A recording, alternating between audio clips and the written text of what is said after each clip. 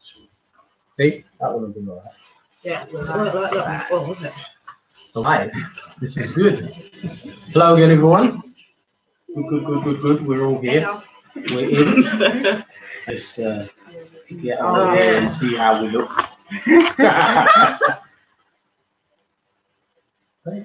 Not letting anyone in this way. I've not seen anything on here yet. Where is yours? What's that? What happens to you? Dad can't see it. Yeah, No. his own thing. So, yeah, that's why. It's my own. Oh, I wonder. Oh no, I can't say that on. Oh yeah, there we go. And it's we're broad.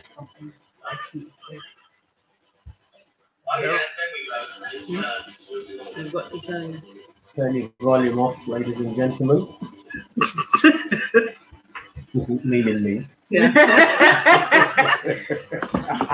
Ladies and gentlemen. Right, so nature versus nurture. Interesting subject, isn't it? We need to hold that. Squeeze this up a little bit. Which one? Oh, you turn it up a little bit. That's not shocking. You know, I talk loud enough. Exactly. It's not me. That's why when it was the meeting, I was like, I'm not straightening out. Okay, so here we go then.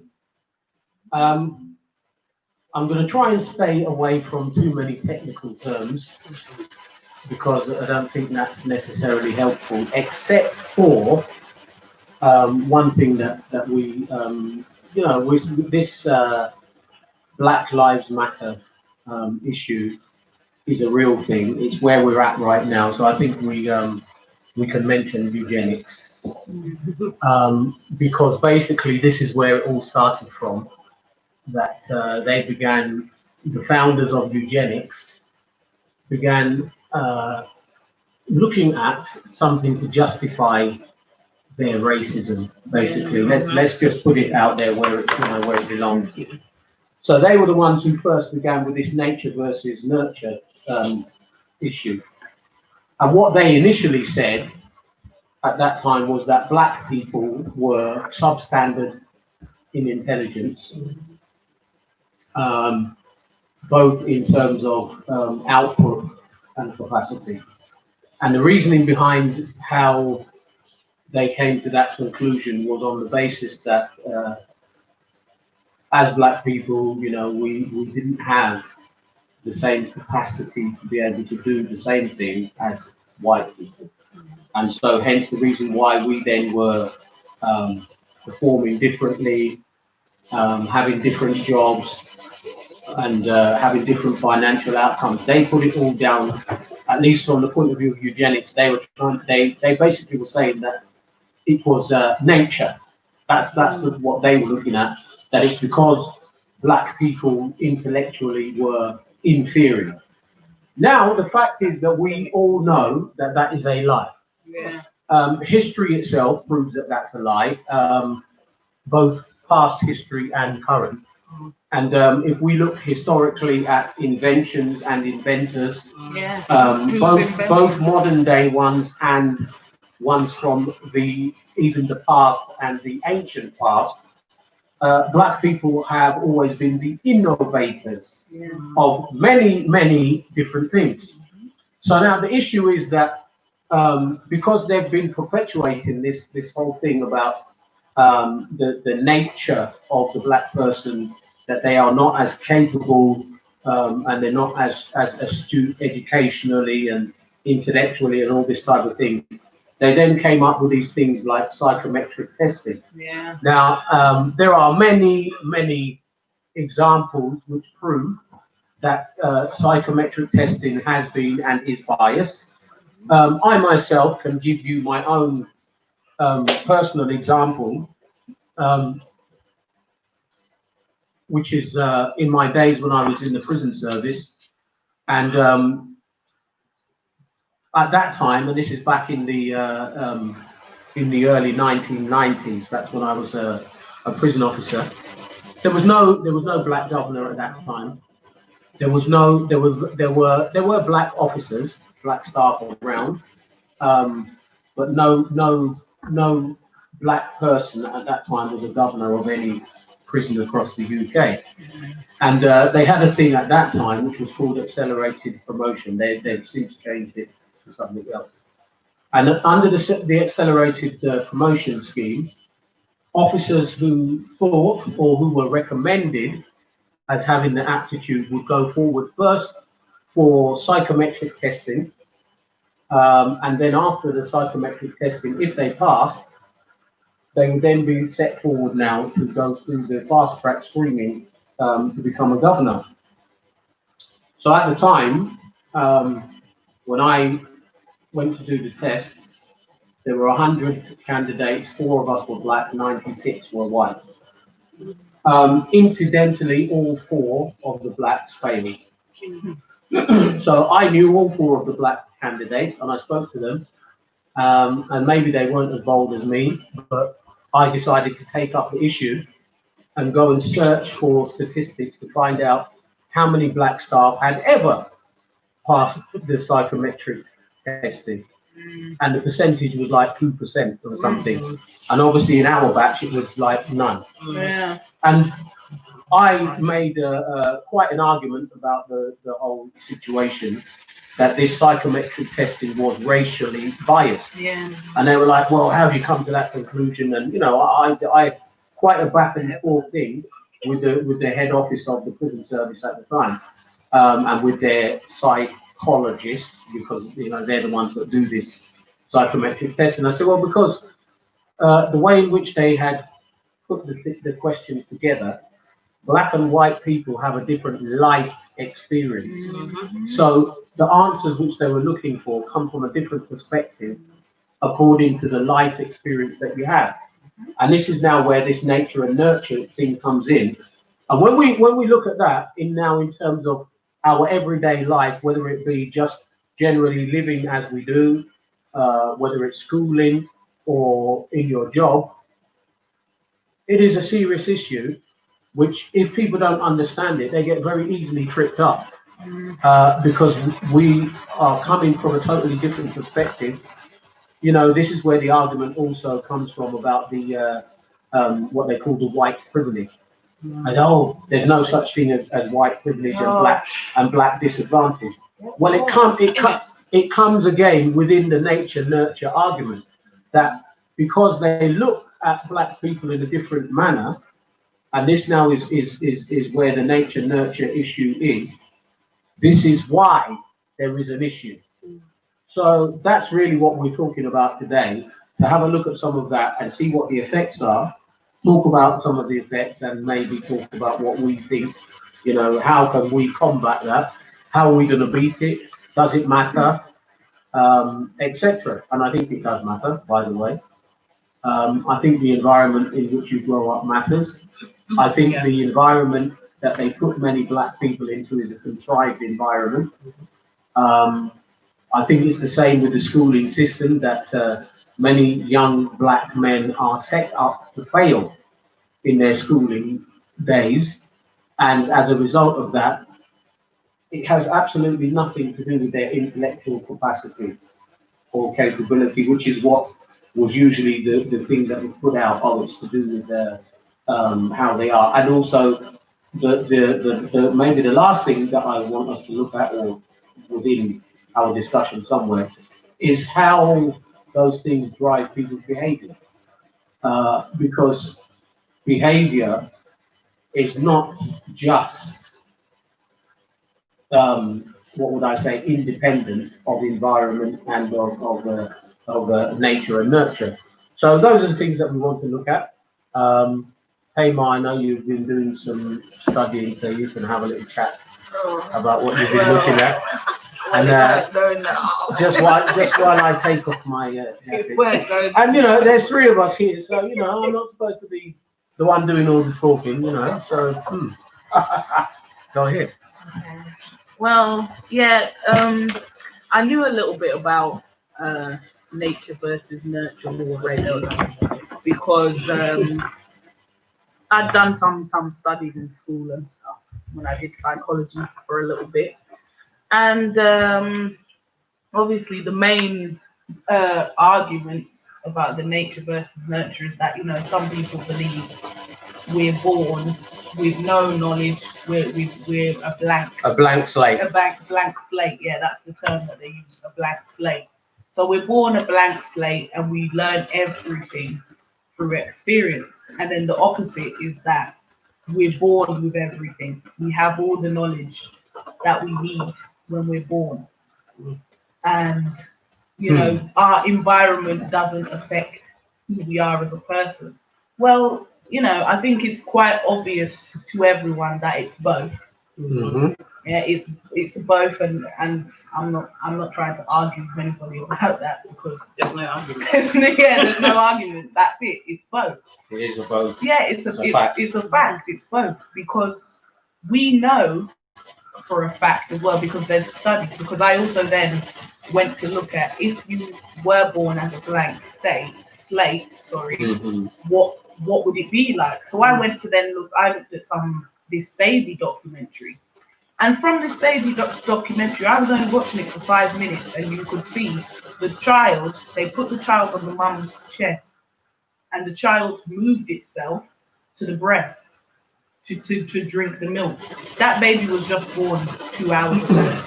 So where did it, who taught it? Where was it seeing? Was it seeing another newborn crawl? No, it wasn't. But it was still crawling to the breast. Why? Because it's born with the nature of to get the food, yeah, and to be able to smell and identify survival nature, yeah, to be able to smell and identify. The same with crawling.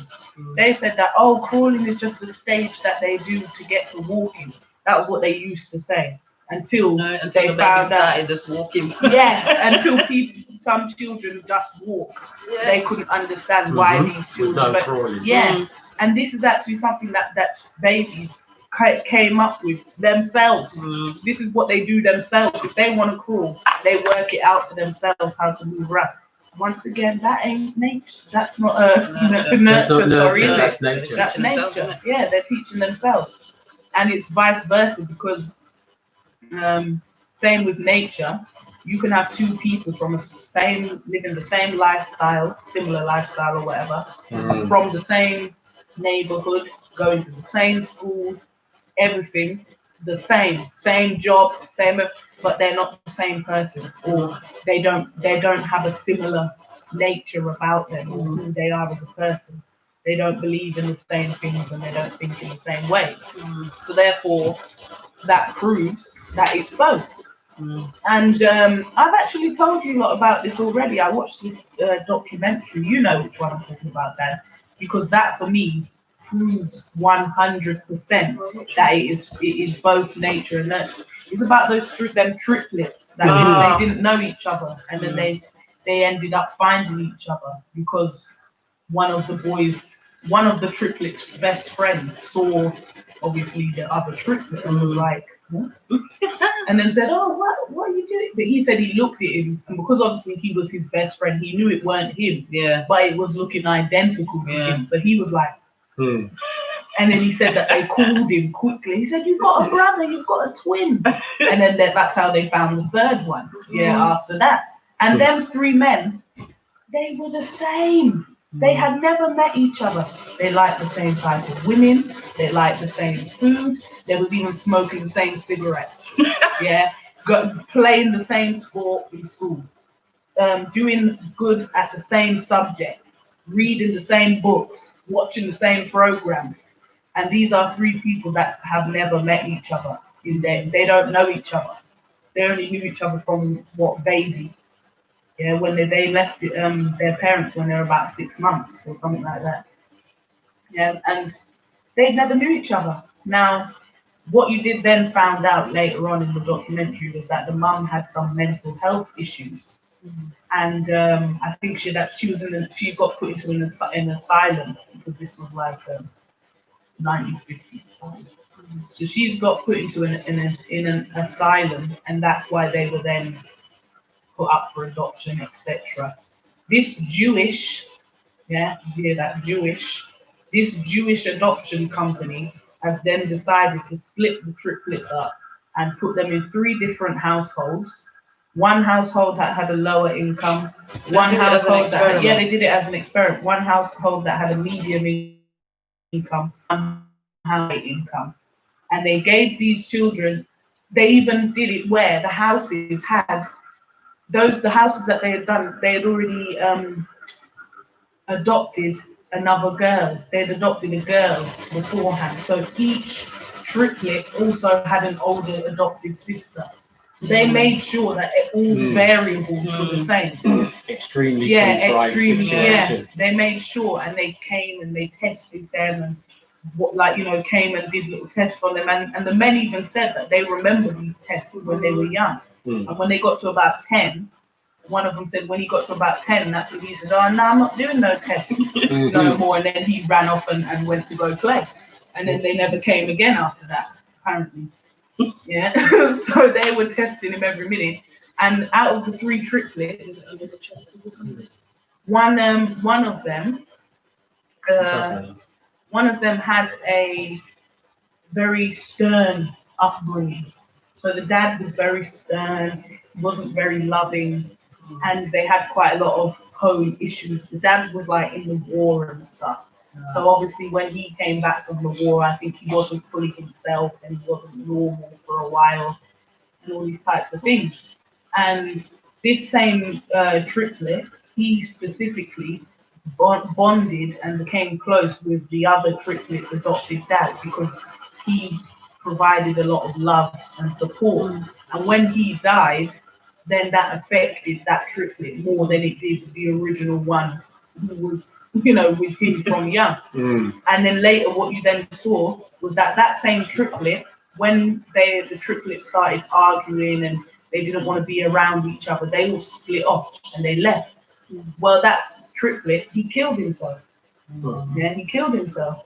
And then what happened, that's how then they started to find out what actually happened in their life, because they said they then decided that they wanted to find out who the mum was, more about their family, because they couldn't understand why he was doing it. Why is he just killing off himself like that when he was the one that seemed to be the happiest out of all of them? But they say that though. Yeah, they do. He's obviously hiding his the true nature of what was going on. And that's when they found all the documents showing that the mum was in an asylum.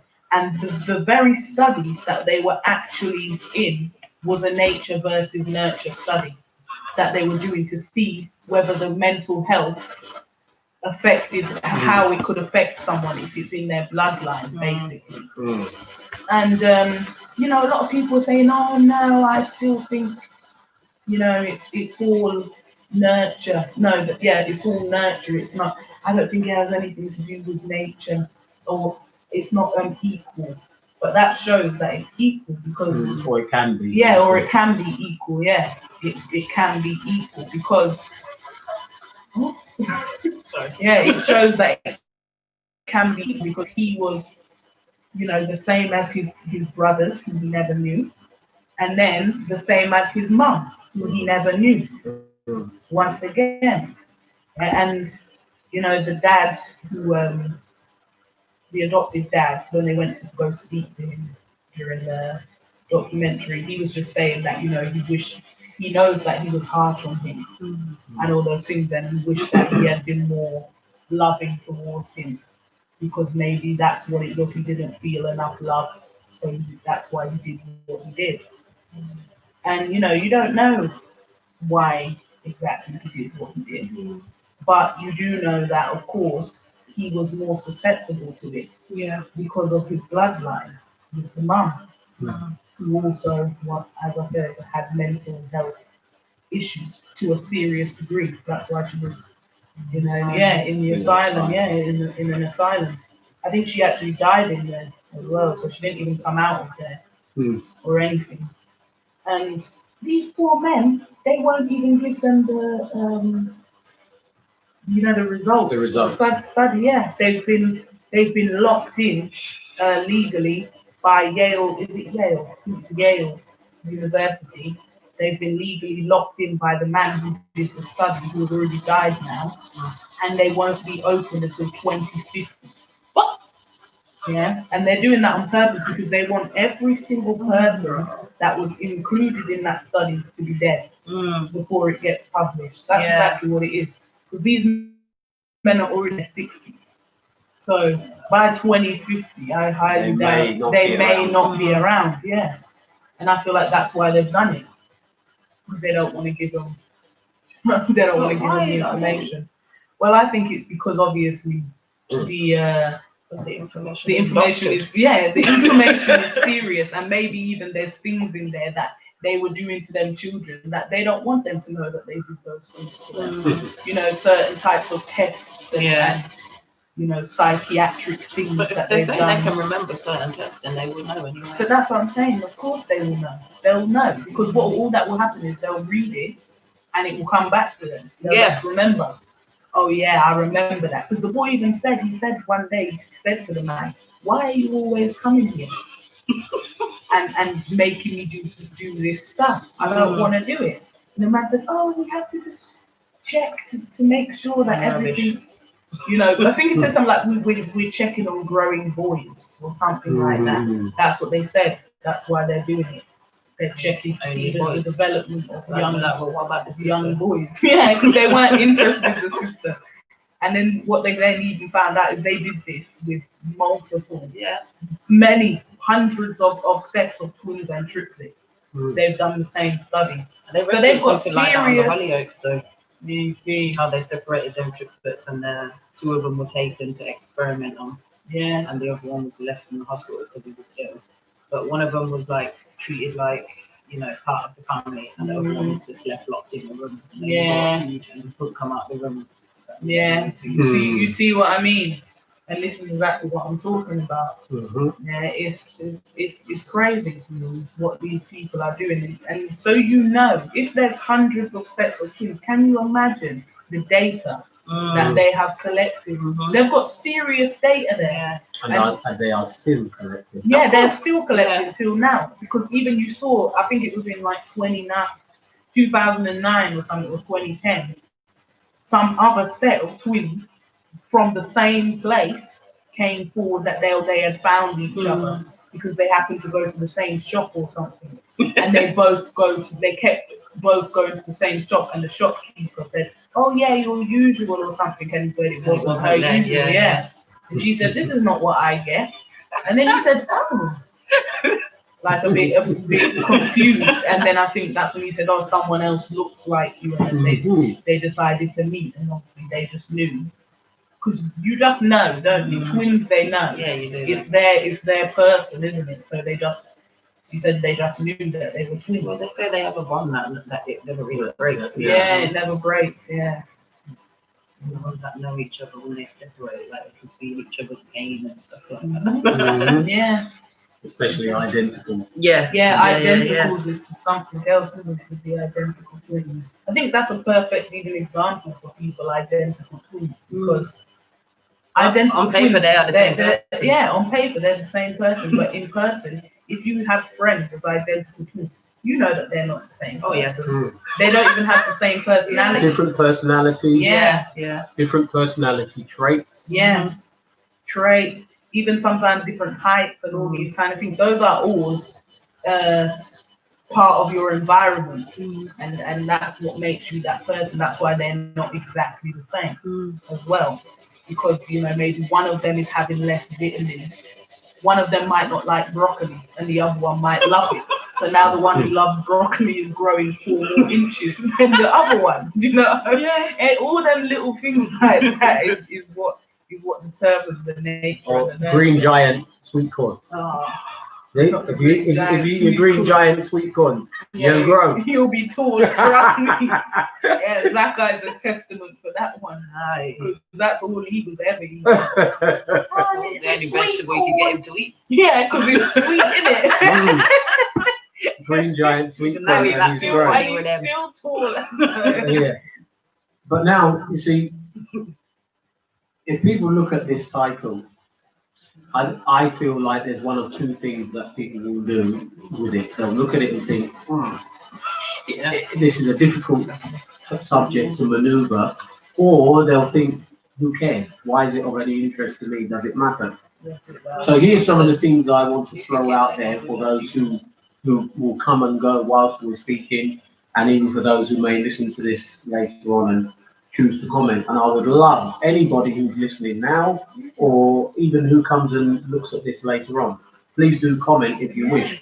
You know, that's the whole point. We're provoking people to think about this, you know, from a different perspective, or to think about it if they weren't thinking about it any at all. Yeah. Because the issue is this, that when we look at the whole thing of nature and nurture, in terms of, firstly, then, like bringing up your own children is one of the issues. Then we look at society in general.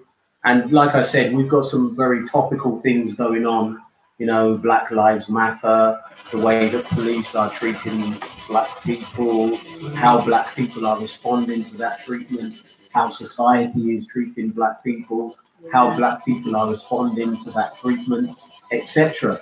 And you know, I think it's quite useful to look at some of that in terms of environment, because there are many things which are happening, which happen from school and from childhood, and they are deliberately and specifically contrived for a certain result. And that's why they do what they do, because they're looking for a certain result out of it. That's why people are put into certain areas. They tend to try to house people in certain areas. They will put certain provision, which is attractive to a certain people group in one area, so that they will gravitate towards that area. Then if they go to another area, maybe it might be something simple as, you know, you want shops which will sell the type of food which you eat. Now you'll go, and only in one particular area will you find those shops. And they're kind of trying to steer you. You people live in that area or live closer to that area where you can find those shops. You know, and then there are other areas where you just cannot find Not even a what you want. No, not that one. And it's contrived, it's deliberate. 3 Duns River ones in the Tesco. And that's it. And it's very deliberate, because they know that it will have some forbearance on where people want to live. Because you end up coming out of your comfort zone, or you feel like, especially for those who may not be drivers, you're going to have a long distance to go before you can find those shops that can cater for your needs, or to be around people who are of like mind, like attitude and behavior as yourself. The issue with the schooling is another one, which is even on a bigger scale. Let's say that there's a mindset amongst many of the teachers that they think, well, if black boys are more aggressive, black boys are more troublesome, etc. Now, they don't take into account, because this is where now we need to look at the nurture and nature issue, that now those black young men, as they grow up, there may be that if they understood, and which I believe that psychologically the teachers do understand, which is why they do it the way that they do, because it's something that they want to close down. So they know, okay, without any shadow of a doubt, the best storytellers are amongst the black community. It is a natural thing for black people to be storytellers, and this goes way back to Africa, and to even before there was written communication, and even whilst there was written communication. A lot of things were passed on verbally. So that was one of the reasons why they became good storytellers. Even in terms of those who are preachers, black preachers have their own style and their own dynamic.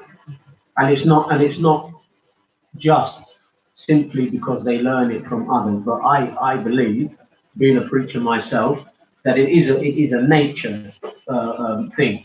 Which is why the difference between talking therapies and just straightforward medication has a big forbearance on people in terms of the outcome of who gets better and who doesn't, and how long it takes. Because we also come from a different perspective in how we deal with things. You know, and you'll find, for instance, something as simple as the way we celebrate.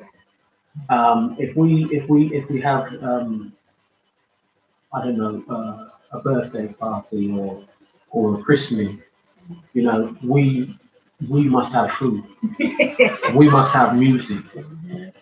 You know, we don't feel like we've done it right yet until we've made some noise. Yeah. You know, so we've got to have the music, we've got to have the food, we've got to have proper food. Yeah. You know, we don't just, and when I say we, I'm talking people who look like me. Yeah. We don't just do what do you call them, sausage rolls and Cold buffet. cold Yeah. buffet style thing. You know, and I know that's a Jamaican and African thing, and 100% Jamaican. Yeah. If you even gave them the cold stuff, they would see that as a starter. Yeah, that's what I was about to say. You'd only see it as a starter. And they Whereas will will now look for the food and say, oh, so the food is coming later then, Yeah. right? Because you've just given us the starter. Yeah. You know, one of the things that I have talked about, and these guys, you know, was my childhood issue of having, you know, so many white friends and going to their house and being stuck in a separate room or being told to wait outside because they're having their dinner. Yeah, that's definitely a You know, problem because we are. and these things now, which we say nature nurture, the nurture has a crossover within a cultural basis, it does, yeah. because those type of things are cultural. Yeah. Because maybe to those English people, it was quite normal. Nobody would be offended. Yeah, because No one at would least think a you're not second in the thing. room. You see, because they say, oh, you're not in the room, Yeah. you're just waiting for your friend, they're going to hurry up and eat quickly, and then you go about your business and carry on with your playing. Whereas now for us as black people, when I went home and told my mum that, she was extremely offended. Yeah. To the point where my mum said, don't go back to their house and don't bring any more white kids into my house to eat my food. Because every time my friends came home, whatever was cooked was divided so that everybody could have some. So unless that child said, no, thank you, I don't want any, then that's fine. And even then, my mum would say, okay, do you want a drink of juice or whatever it may be, you know? But we would share, and that was a normal thing. But then you see now, it's also a normal thing for people from other cultures to not share. Yeah. And so when you come from that perspective, we are at cross purposes, because we may be offended simply because we're looking at it from our perspective. Well, if it was us, this is how we would do it, but they're not us. Yeah, they're which not. is why they don't do it the way that we do. And there's no offense to them because they don't share the way we share. You see? They don't look at things, you know, I've watched a comedy skit or sketch or whatever you call it, just a very short one. The difference in parenting is what they called it. There was a white boy sat in the car with his father. The father was trying to explain something to him, and the white boy jumped up and down in the car. Dad, shut your mouth. Can you just keep quiet? Effing this, effing that. Shut up. I don't want to hear what you're saying. F. And the father just looked at him and said, oh, you know, and kind of basically Shut up. Shut up. Yeah. Then they showed the black family with the same scenario, and of course, like I said, it was a comedy. So what they then showed was no more conversation between the father. They just showed the father digging a hole. And putting a box in the hole and covering it up over. Like this. and driving off alone. So obviously, yes, that's an exaggeration, but the point is that we're trying to say that here now comes the cultural dynamic of generally how we look at things that can't happen in our household, right? So now the issue is that now that black child who knows he can't do that at home, he now goes to school, and all that steam which he wanted to let off, and he knew he couldn't at home, he sees all the white children letting it off at school, so he does the same. But now it becomes a problem. Yeah. You see? Because he hasn't understood, and this is why it is important, and good to talk about these things quite plainly and openly. He hasn't understood that those teachers view him with a different view than the white boy. Yeah. The white boy kicks off, the teachers have a different view. Yeah, they try to settle it. And they'll try to settle it. But now when the black boy kicks off, it is a difficult child Yeah. who needs to be isolated, or what are the words they use now? Excluded. Yeah. Excluded, yeah. And you will see from statistics that it's an absolute fact that they do exclude black boys far more than they exclude white boys for exactly the same reasons. But they tend to take more time to deal with the behavior of the white boy than they do to deal with the behavior of the black boy. Yeah. And then, as I said, when you look at the issue of the nature versus nurture, some people say, well, it doesn't, why do I need to contend or understand about that or speak to my children or young people about that? But you do, because you've got to understand that there is a drive and an understanding in society that this is why they do it. For instance, the issue with the policing. And it's been, you know, over this COVID lockdown, it has been a very prevalent thing that they have been going around, particularly Metropolitan Police. They're terrible. Why are they so and they've been just, you know, stopping young black men, black boys. We need to search you. We need to search you. We need to search you. And then giving the reasoning, which is a lie, because of knife crime. And unless you have looked at the statistics, which is why we do what we do, we talk about such things that some people say, well, why bother? But this is the reality, that they are trying to skew the statistics to give them a reason to stop black boys and young men more than they do the white ones. Yeah. And now listen to me very, very carefully. I'm not saying any of these things to Trevor is saying how you doing? Yeah, I'm good. I'm all right. My daughters, Trevor, both of them. So the issue is this, that I'm not saying any of this to push a racist or non-racist agenda or anything like that. It's an awareness and it's a reality and it's the truth. Yeah. They go out of their way to stop black boys and black men more than the white ones. It is a fact. They handcuff them and search them on the street. Now we've got to be real about this and look at the reality of what some of this does. And when you ask those policemen, why do you do it? The ones who are good enough to tell the truth will tell you that it's a mindset, that they think the nature of the black person is more violent, more confrontational. And why do they think that? It isn't, but it's the fact that they don't want you to ask questions.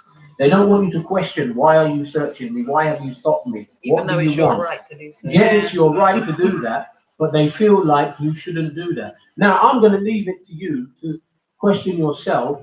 Why do they not want that black person to ask those questions? I'm not going to even offer you a reasoning. Yeah, I hope and believe that I'm speaking to intelligent people who can work that out for themselves. You young black man, just stand there, let me search you because I'm the authority. I am authorized by society as a policeman to handcuff you and search you on the street in front of everybody, humiliate you and embarrass you. And you should just not ask me anything. Yeah. So you answer for yourself what that's really all about and how that makes that young man feel. Yeah. Not only how it makes him feel, but remember we spoke maybe 15 minutes ago or so about what society is trying to contrive this all to be. Yeah. So after now, this young man has gone through that process. What does he now think of the average white policeman? What does he now believe about white society in general? these are the things that you can think for yourself. Now, I can tell you from personal experience, having worked both with the police and the prison service, as a black man in a mainly white dominated power structure, we struggle. We struggle. And that's why it's important for us to look at some of the real issues and talk about them, highlight them, flag them up for people who've never really seen it or understood it that way. You know, one of the things that I brought up one time, I'm not sure if I brought it up in any of the lives, but I posted on my Facebook, and I made this particular comment.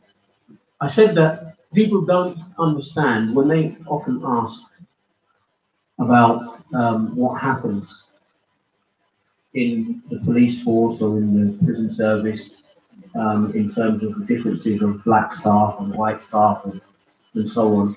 And one of the things that I highlighted and said that this is something I know from personal experience.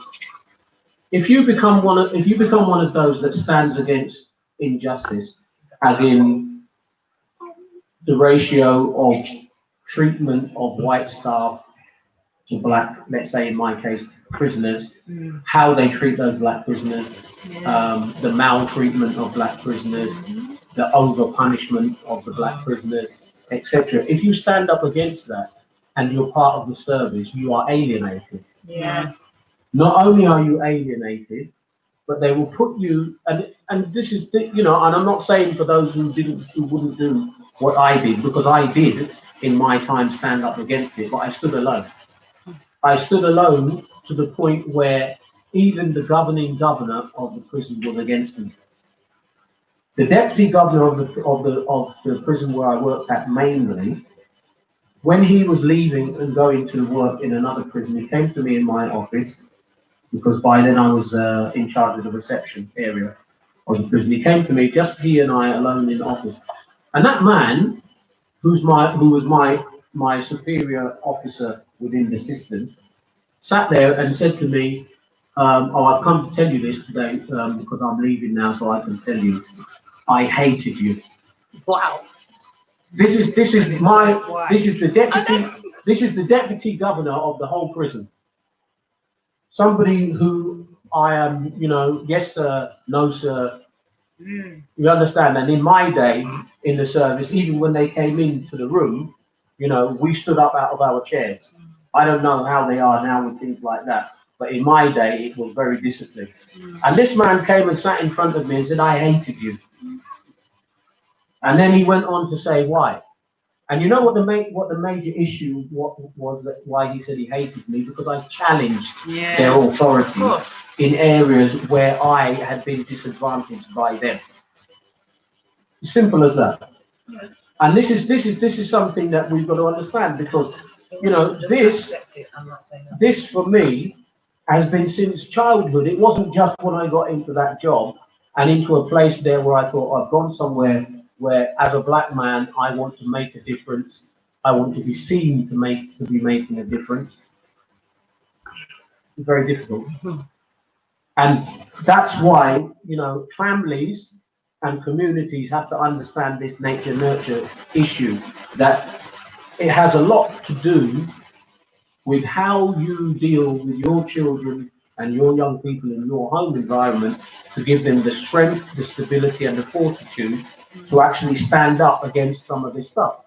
Because it was a reality. The man was my superior and telling me, I hate you. And this is a white man coming and telling me that directly to my face. And I mean, there wasn't much I could say. But, you know, I chose to just leave it like that. But what is it? But he was bold enough to do it, because he also knew he was leaving, going somewhere else to work. So she just did everything she could to get me out of there, so she didn't have to say it because it was obvious. So it's either that or they come with their passive aggressive nature. Yeah. Oh yeah, there was all of that as well. The other thing. And you see, the issue of all of this is this. Why you don't like me, so we think I don't.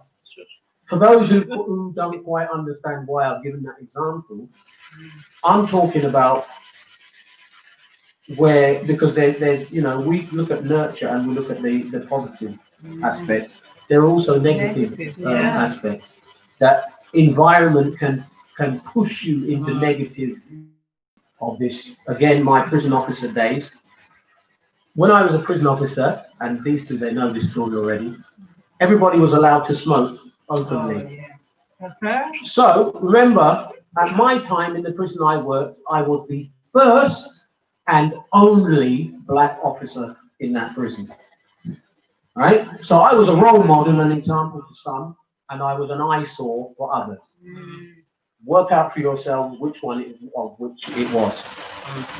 An interesting factor before I tell you the story, when I went to that prison to work, and they said, oh, we will introduce you to the race relations officer, who was a principal officer. That position doesn't exist anymore. It's like he was a manager of one of the wings. Came to me, we went to his office, sat down. The first thing that he began telling me about was a black nurse who used to work there who was fired in disgrace. And he thought that was the first story that I needed to hear.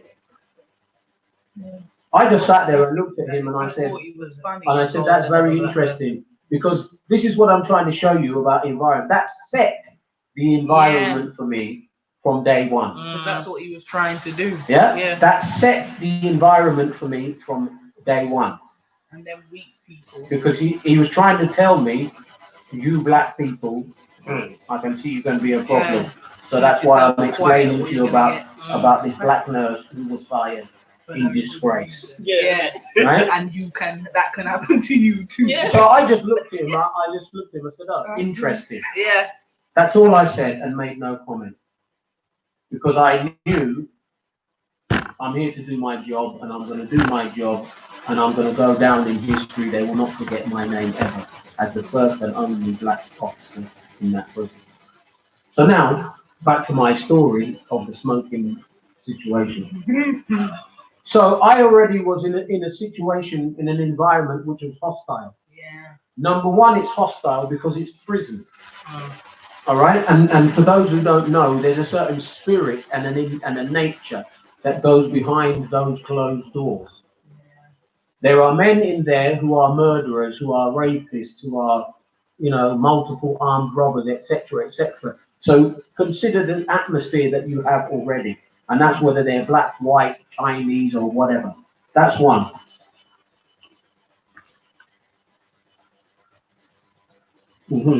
Yes, the system is not set up for us to operate within. It's set up to capture, dominate, and oppress. Absolutely right, Trevor. Yeah. Absolutely right. So already it was a hostile environment. I went to work in there as a representative of who we are. And believe it or not, there were many black people who didn't even support me going there. Why are you doing that? Why are you locking up your own people, etc., etc.? You will be very surprised at the idiocy of some people. And I'm like, listen, first of all, I'm doing my job. Then I met other people, oh, you're a Christian, so how can you be a prison officer? And God knows I wanted to slap those people in their face. You shouldn't be doing such a job and all this kind of stuff. So I had a hostile environment from some of the people on the outside, and I had a hostile environment from most of the people on the inside. And we're talking now mainly the staff, by the way, not the prisoners. So now, because they already were that way, I used to just do my work, do my job, and just, you know, keep myself to myself to as much as possible. So this particular proper racist white officer decided he wanted to test and see what I was made of, because he felt like, well, he had the support of other staff and I had none. So he thought he would push the boat and test and see, you know, where am I at and how far can we go. Yeah.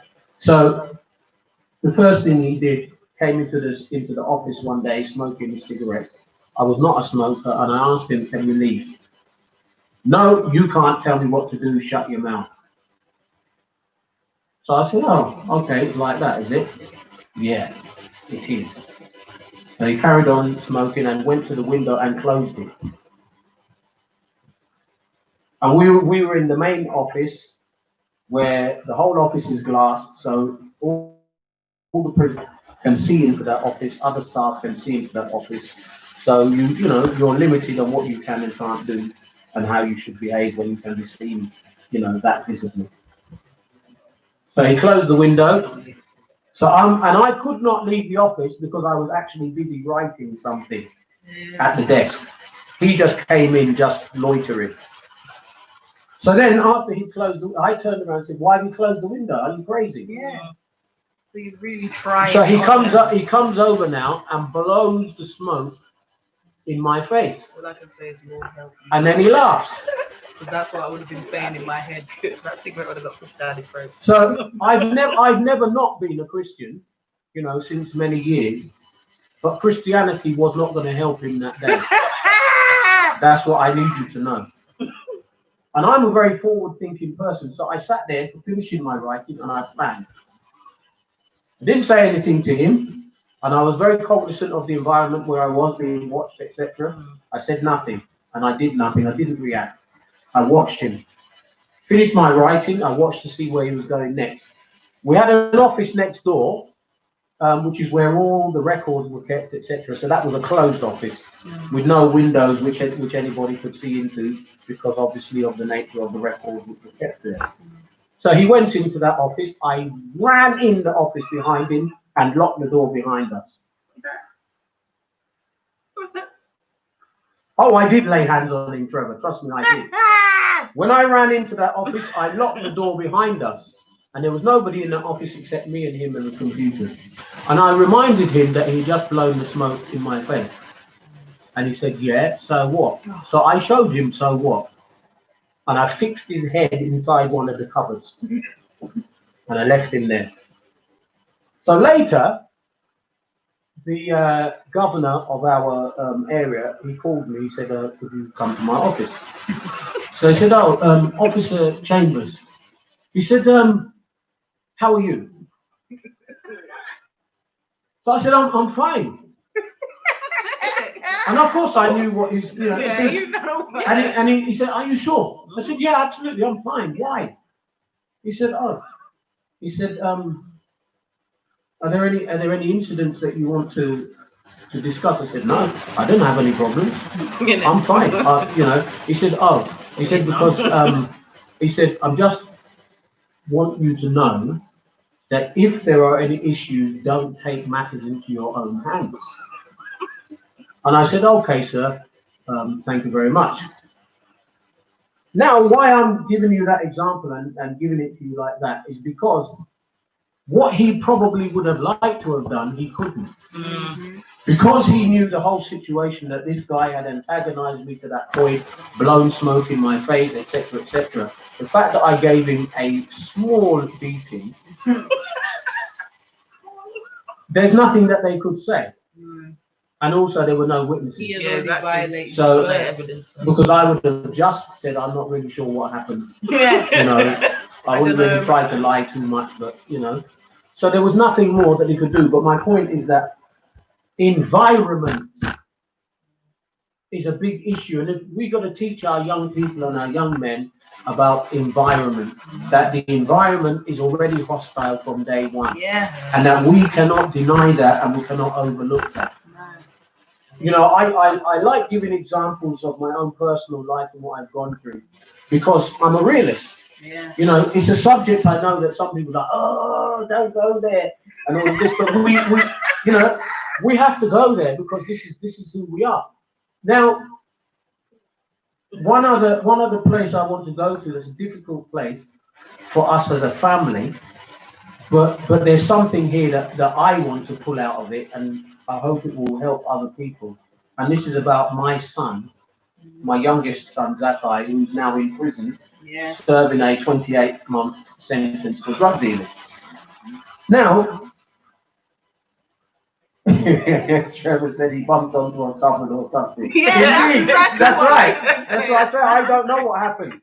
I went to use the computer and I don't know, he bumped his head on the cupboard. Yeah.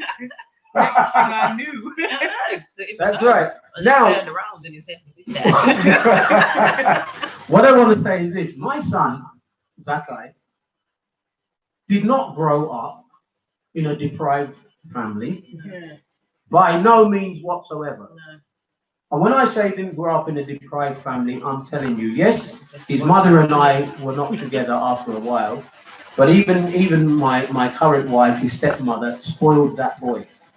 So Zakai he had two mothers. Yeah, he did. Yeah. He was spoiled. Every single thing that he wanted or needed, he got, and sometimes got it twice.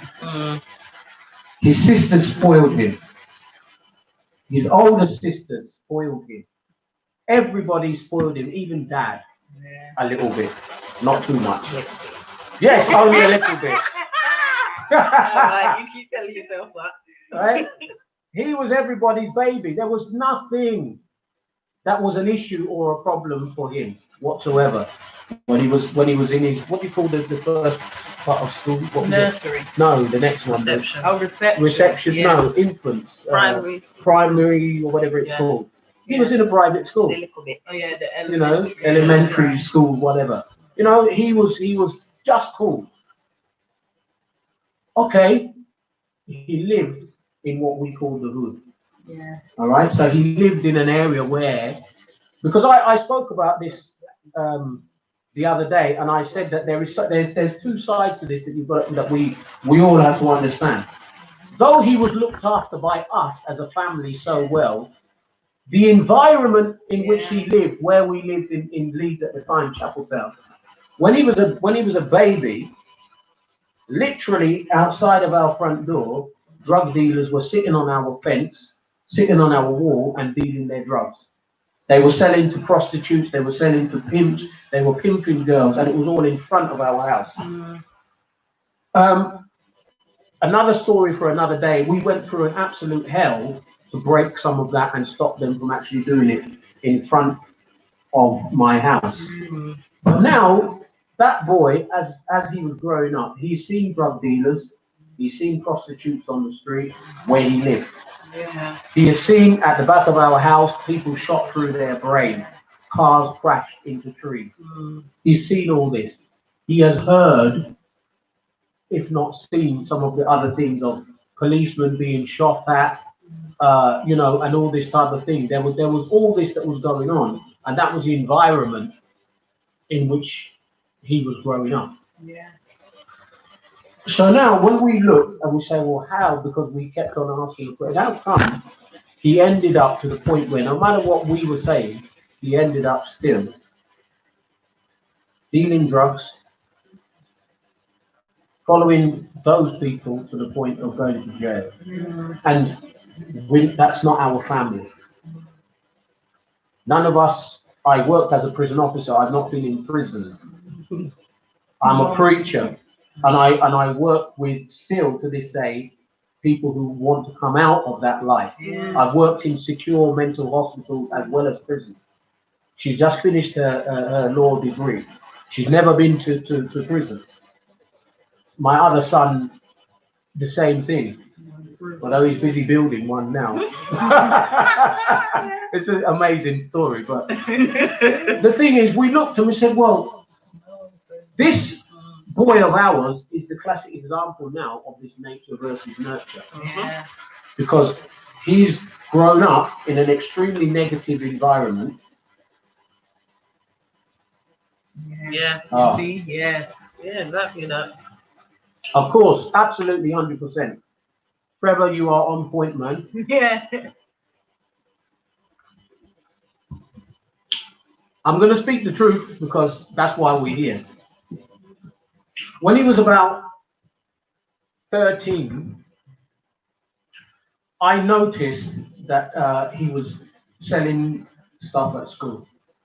You know, sweeties, chocolate bars, drinks, you know, and he was making serious money. He had a big business. Now, because he what he did, because he knew the heat will be on him as a black boy. He had white boys who would sell for him in school. So he wouldn't even carry any stock. Yeah, he didn't even So carry it. guys would come to him, have you got these sweets? Have you got this? And he'd say, yeah, go to so and so. And the white boys carried the stock. And the teachers didn't search them. They didn't stop them. They didn't look for nothing. Now, the only time he got caught was when he was bringing things in to restock, Yeah. to give to the white boys to hold for him, and sometimes he would be caught. And in fact, believe this, because this is an issue that we need to fix, black people. The time he was stopped and it became an issue when they called us in as parents, Yeah. it was a black boy who went to them and told them Zakai is carrying things and selling in school. Another black child.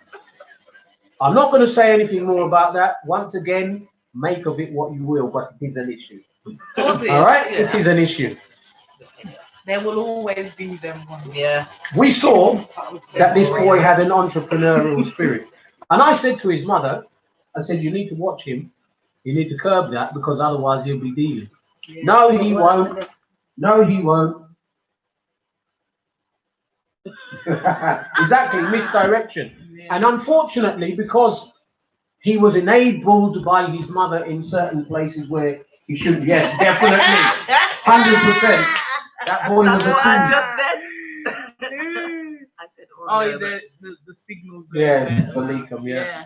Yes, Trevor, you're 100% right, man. And until today, that boy is still Mr. Cool, 100%. I call him Oreos. You know, and now with my son, because he saw these guys are doing this thing and it's quick money, and he saw, wow, he knew how to do it and he could sell and he's good at it. He's already been doing So, it. you know, he just switched into that and he kept going. Yeah. And this has been the problem. Now you see what I'm saying, when I've spoken with him about it, of course he knows, he knows all about the Christian thing, he knows the Bible, he knows everything. There's no argument, he knows. And I still speak over his life that before he will become an old man, he will preach and he will do what he needs to do as God has desired and called him to, but he isn't there yet. But my point is that there is a hostile environment that we have to talk about whether we like it or not, because the environment at home for him was all right, but he's now looking that this is also not just about home. His friends, how he's treated on the street, the police all know him. He's 19 now. Yeah, he just turned 19 in prison. Yeah. So he's in that situation where the police have, even before he was already even caught into anything, there was that behavior and attitude of the police towards him. And this is what I'm saying, that this nature-nurture issue that we look at sometimes and think, well, either it doesn't concern us or we don't know what difference it will make. We've got to look at it, because we've got to look at the environment that is planned for our young people. Yeah. Even some of the older ones of us, we fall into it, and it can become an issue. Yeah. And I think that in the time in which we're living now, when we see young guys on the street, it's very easy for us to look at them, point a finger and say, look at them, why are they there? But when you actually take time, if you can, or if you would, to talk to them and break it down as to why they feel the way they do, they have been very, very, very, very, very much let down by society. And if you consider, my son at 19 is telling me stories of things that have happened to him with police on the streets and things like that. And I'm looking at him and I'm thinking, I was 19 a long time ago. And he's telling me the same kind of stories, having to go through some of the same kind of environment as I did many years ago. And, we look at it and we think, my God, not that much has changed. Right? Not that much has changed. Now, I am not only talking to black people, but I know that it's mostly black people who tend to listen to what I'm saying and watch what I'm saying, and that's fine, because I cannot deny who I am. And you see, we're in a situation where they want us to actually deny. You know, you have people telling you, "Oh, I don't see color." Well, I'm sorry, but you have to see color. Yeah. Right? You have to. Because if you're looking at me right now, right, I'm here now, and even if you're colorblind, you still know I'm a black man. Yeah. Right? So don't tell me that you don't see color. Please cut that rubbish out. Yeah. Oh, I don't see color, I don't see culture. Well, you better see. Right. You better see culture. Because I don't eat. When them eat them, what is it, bubble and squeak and all them, right? I don't eat them foolishness, right? So don't tell me that you don't see color. I don't eat that nastiness, right? Bubble and squeak and it's cabbage, potato, something else. you know, all them. You might just about force me to eat shepherd's pie. How new, right? That's the But only I don't eat them things, right? To me, as I look at it, that's a white man food. So you can say, "Oh no, that's not. We don't see the culture and all this." You better. And in fact, what Trevor's put there is true. Those ones who say they don't see it, they're lying. Yeah. Right? They are lying. Because I believe that the reason they want to shut you down, so they want you to just, so you know, say your point. be cowed down, so you can't defend yourself, you can't defend your people, you know, and all of right? You can't defend your people, you can't uplift your people. Because that's what it's all goes back to. Yeah, they don't want no uplift. Go on. Talk. Yeah, that's what it all comes back to, doesn't it? When you really look at things on a deeper level, it's always coming back to the same point. Well, they want us to be low, and for them to be high. Yeah. And I'm not saying that's every white person. Come on, let's not be done now. I'm not talking about it. But I'm talking about the ones that are still, are actively racist, still working towards the demise of black people and you know, to keep the black people down, because they don't want, when you know you have taken power and it's not your power, why you will never let that power go. And you've got to fight to keep it. Yeah, you have to fight to keep it. And that's the truth. And that's even England now as a country, they've had to fight to keep their power, to stay relevant and all these things, because look at how England was. It was an empire. Yeah. So many countries. No other country was owning as many countries as England had. Yeah, they were the top of the whole world. And then look now. They don't own it. It's diminishing. It's diminishing slowly. Britain is diminishing. But they're trying still to hold on to it, to keep it. And they're trying to keep the excitement that people have over England, you know, the tourists and stuff. They want to, what's he said? He said every European suffers from white privilege and don't want to lose it. This is the root of racism, power and prejudice. That comment is exactly 100%. That hits it on the nail. This is it, and this is what we're talking about.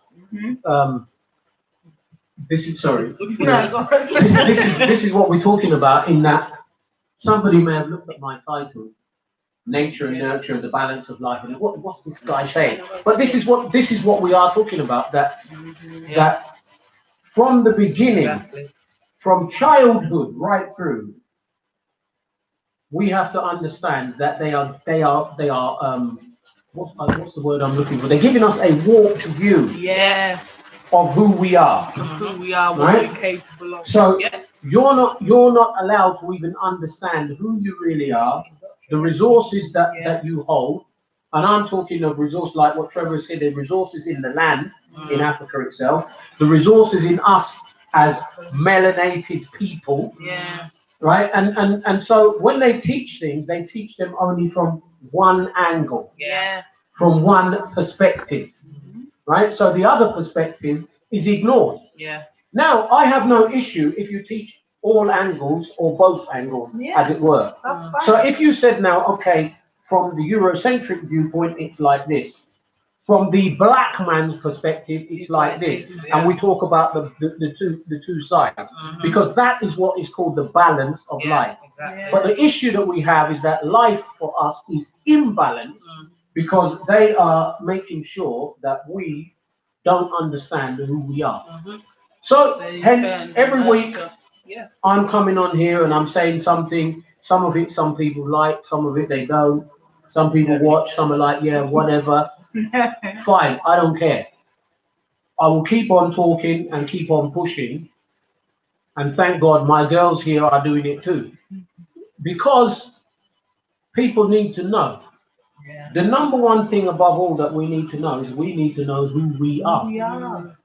That's what I it. keep telling people. the same And the system is designed to cause us to not know who so we we don't are. even know our true nature. Well, you know what I mean? Then what's the nurture? On Alexis each week she's coming and telling me, oh, they said this at school. And I Yeah. have to be telling her. But all the time, because that's even like what I told you. Remember when I said she was saying, oh, she was talking something about my hair or something, and I had to sit her down and tell her, stop thinking, stop having this mindset. But you know why? Because they expelled her friend because she gelled down her edges. Yeah, this is the foolishness. Imagine because that. you're smoothing the edges of your hair. They're not allowed Now to gel you their must edges. But obviously, let's be real, no white girls No are white gelling girl down is their gelling edges. any Because edges. they've got different hair. Exactly, but it's the same story as when I even said about when we were in school.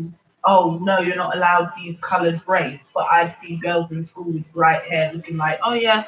the what's it The called? The white little girls can have mermaid. the streaks. but Yeah, we can't looking have like the coloured little braids. mermaid. She didn't even have no streak. She had the little mermaid. You know that hair that the little mermaid had. Oh, bright red hair. Bright yeah. red. That's what she had. And I said, is that natural? Then they're that's all they could give. But when my friend had the braids, it wasn't okay. What did he say? That don't surprise me at all. We protested, took our son out to Birmingham Cross Community Nursery, which had just taken off. Don't know about now, but it was a great place for the boy. You see? That was, This was about 19 years back. See? And this is what I'm talking about, because it's the environment in which you're bringing your child. And praise God that I didn't have, a dad that wasn't telling me who I am and helping me to understand the world and what I was experiencing and what was going on, because he knows. I'd always come home and be like, oh, Dad, this happened at school today, and the teacher said this to me, or the teacher did this to me. And what would I tell you the teacher was? Racist. Yeah? That teacher is racist. You need to tell the blah, blah, blah. He would always tell me. Yeah, what? Goat hair and sheep hair. Yeah, exactly. Love it, Trevor. Love it. And we are the sheep. Yeah. Not the goats, Praise mate. the Lord. And I would always, like I said, I would always come home and tell my stories. Oh, this is going on at school, Dad, or they're doing this to me, or they did this to my friends, and etc. And my dad would explain to me what was going on and why they were behaving this way, or why the teacher said those things, or why they did what they did. And I've just thought of an example, which just shows how the teachers treat black children differently to white children, right? So I was in class, and I can't remember what the discussion was, because when you're comfortable in the classroom, everybody just chats. Yeah. So everybody's just chatting away. We're all talking as a class, and somebody made a comment and said, "Oh, yeah, well, black people, they love their chicken." Yeah. So I was like, I looked at her and I said to the teacher, I said, "Excuse me," I said, "that's racist." Then the teacher went, "Well, I don't really think it's racist." He was like, "It's a bit prejudiced, but it's not racist." It's the same thing, though. Yeah, and I said, "What you want about?" I said, "All right." I said, "Good." I said, "So I remember this day." Yeah, then he's like, "What do you mean?" I said, "Remember it. Just remember." And I said, "So what if I said, yeah, oh, yeah, English people, they love their roast dinner." Yeah, do you know what he said to me? He went, "Oh well, now that's racist." Mhm. I said, "How? Just How the is it what? racist? What's the difference in the You know what the difference yeah? is. What's the difference in the statement? What's the difference is one person is white and one person is black, and they're both talking about foods that are commonly associated with that Other that person. person. Yeah.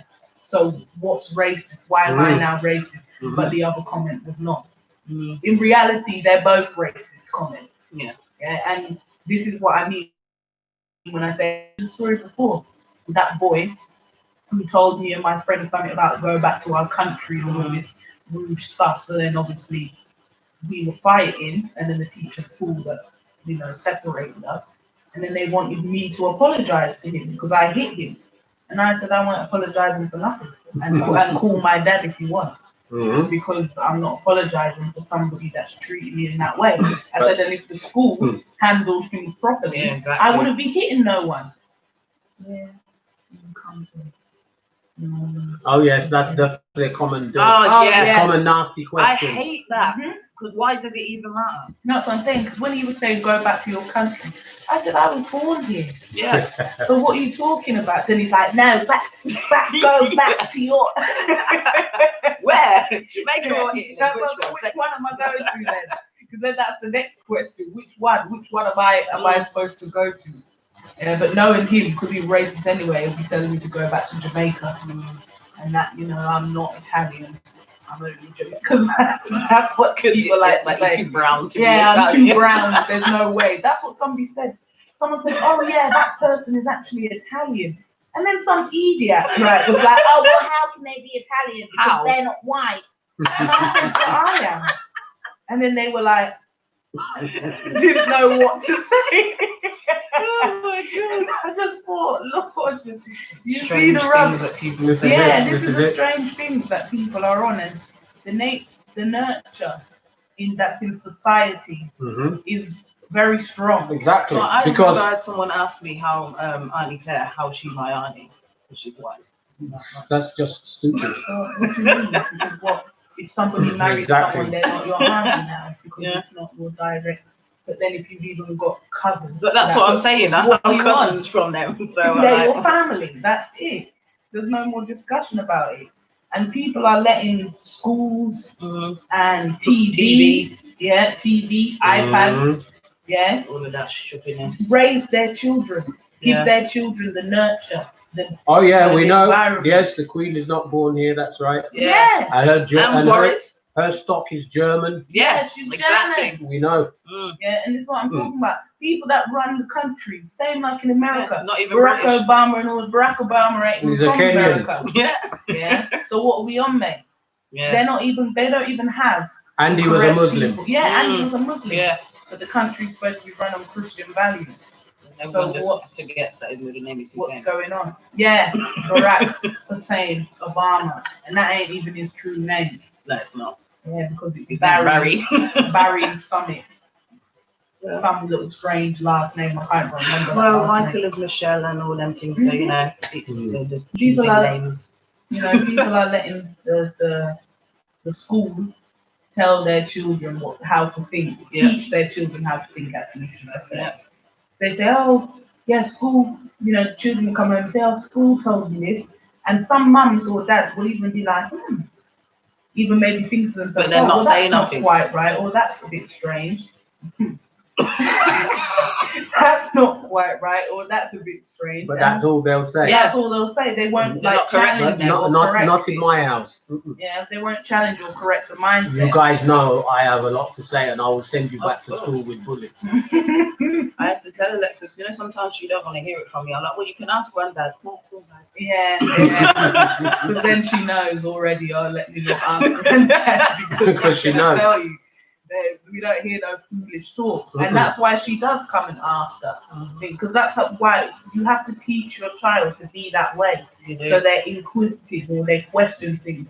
Something doesn't sound quite right. They're coming home and they're saying, But you know, "Oh, we're Mum." teaching them to be like that, and that's the thing that they hate. That's what they don't like at school, because that's the thing. Certain things They don't want would them. be They said. don't want to question. Yeah, certain things would be said, and I would be like, oh, but that doesn't make sense because you said this, that, and that in another time or whatever. Stop questioning about this. Oh, yeah. Blah, blah, blah. You know, stop. And then I'm all of not a sudden taking your any hand questions. is there all lesson. Yeah, and then that's what then starts to happen. Then you're like this. They don't want to And come just- to they you just- no And more. they just carry on Yeah, and you know, pretend they You have to haven't be like, seen you. I like this. Yeah, I just Me, I just me, speak I've got anyway. something to say. When they used to do that, I'd be like, hello. Hello. I'm Mhm. here. Yeah. And my hand is up. Can Yeah. you see, sir? Sorry. You have to like sit up a bit in the seat, like. So Yeah. I have a bit of a I suppose. Oh, let's see what's this. What was that?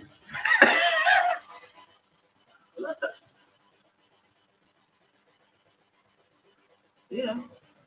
Yeah. Yeah. Yeah. Absolutely. Yeah. Absolutely. What Trevor is saying here, basically, you know, about disciplining your children, even physically if necessary, long before the police will do it. And that was actually it's That's funny what they because want, innit? I was You don't com- do I that was until coming we can do it. I was coming exactly to something like that. So Trevor, this must be just something that's in the spirit. Yeah. Because I was coming right here. What I was going to say is this. Put it forward as a statement, if you like, and a bit of a question at the same time. You see, right now, with this issue of how we raise children and young people and so forth, and then they talk about the nature and the nurture. They then begin and they tell you, listen, you know, those parents who will spank their children, you know, that's the term they use. You know, we black people say we beat them. Yeah. Right? And we know we're not talking about, you know, Yeah, we're not fisticuff, beating them up. But we say Figure of speech. it's a figure of speech, we beat them. They will say now, oh, you are all more aggressive, your household is more aggressive, you as a family are more aggressive, you're going to raise your children to be aggressive, and so forth. Okay, fine.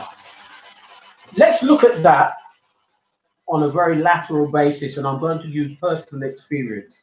So let's see if that's true. Career-wise, I would put myself forward as a behavioral specialist. Why do I say that? Because I teach physically control and restraint. Those who don't know what that is, go and Google because I don't want to. You know? I teach control and restraint. I teach conflict management. I teach conflict resolution. I teach physical interventions. I teach non-physical interventions, de-escalation skills, etc. And I also teach self-defense. Other than that, I have also worked in the environment of working with young boys and teenagers one-to-one, the ones who cannot live at home, they cannot live in any other home, so they live, you know, the government puts them in a house by themselves. So you go there as one member of staff and you work with that young man. You might stay there 3-4 days, even a week, and whatever he's doing. Many of them didn't go to school, some of them did, etc. I've worked in that environment. I've worked in children's homes. I've worked in secure mental hospitals. I've worked in prison. Now, here's what I want people to understand very clearly out of all of that. They are very busy telling you, do not beat your children, do not spank your children, right? This is what they're saying, you know, it's not recommended, you mustn't do it, etc., etc. But let me tell you for sure and certain, in all of those environments, bar none, I have taught staff how to restrain all of those people, and I myself have restrained them, and they are physically restrained and physically disciplined. All right? All right, Trevor. So I saw this, and this is one of the things that's an issue to me. They tell you, no, don't discipline your children in that manner, etc., etc. But now, Yeah. I have seen police, and we know because we all know about the George Floyd story. But leave that one aside. Just even the general ones that we see all the time, they're kneeling in their neck. And by the way, for those who don't know, there is no restraint technique that teaches anybody None. to kneel in somebody's neck. And remember, I told you I teach control and restraint. And I worked as a prison officer restraining all kinds of prisoners for many years. I worked in mental hospital restraining all kinds of patients for many years. I didn't kneel in anybody's neck yet. And I've never taught anyone when I've been teaching to kneel in anybody's neck. There's no such thing, right? Even when I worked in security with doormen, I wasn't kneeling in anybody's neck. And nobody is taught that, right? But here's the thing that I'm saying. They don't want you to discipline your children, but yet in their environment, and especially if they're black, it is the first resort. And anybody who wants to challenge me that I'm wrong, you go ahead, because I've worked there and I've seen it with my own 2 eyes. All right. So I'm not telling you stories. I have seen it and been involved, and I've told them, no, don't do that. Do this. Deal with it this way and not that way, because that was my role. All right. But when it's black, yes, even the head is true. On the side of the head, they do it. Someone put some along. On there, what's that? Who's that? I don't know. On yours. Pronounce like them. Oh, Like- Nico. Have I got not? I've not got it. Is it on there? Oh Oh yes. yeah, it's there. Yeah. Have a look. Read it for me. I'm coming back. Okay, right. It says precisely so. Different treatments, prejudice. My boy, young as he was, a little over 1, was naturally sensitive towards discrimination and reacted in his own way and style. We pick him up one day and the report from a young attendant was like, he is aggressive, blah, blah, blah, with other adjectives. A 1-year-old. This is what I'm saying. He's a baby.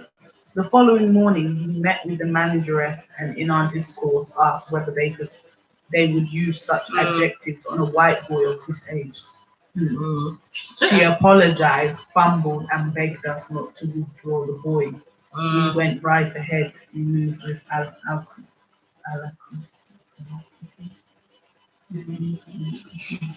Yeah, it's not only this apologizing and fumbling, because you know damn well what you're doing when you're doing it. But that's what I'm saying, because at the end of the day as well, what annoys me a lot is that you make these choices or you do these things, and the problem is with them as well, is that if this was a product of their nurture as well, and partly their nature, and that's why they react in these ways and do things like that. So she knew what she had done, what she said was wrong. Yeah, and that's why she she knew was it wasn't fumbling. nice, but that's why then, it became, oh, sorry, and Yeah. she doesn't know what to say then, yeah? But when she was saying them things, She knew what she she was knew what to saying say, didn't she?